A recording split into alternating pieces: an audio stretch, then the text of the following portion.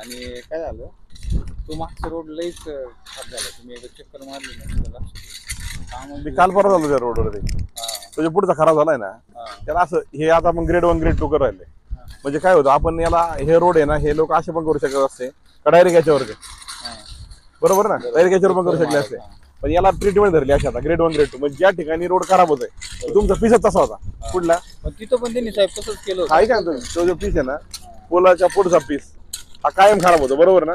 मग त्याला असं ग्रेड 1 ग्रेड 2 धरणं गरजेचं होतं.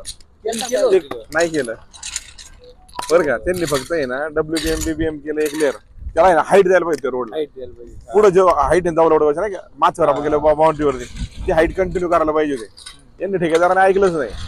त्याचा परिणाम आज झाला आता रोड तर केला त्याला 1 रुपया पेमेंट भेटलं नाही बरं का 4 कोटीतलं 25 पैसे सुद्धा पेमेंट दिलं नाही आपण त्याला.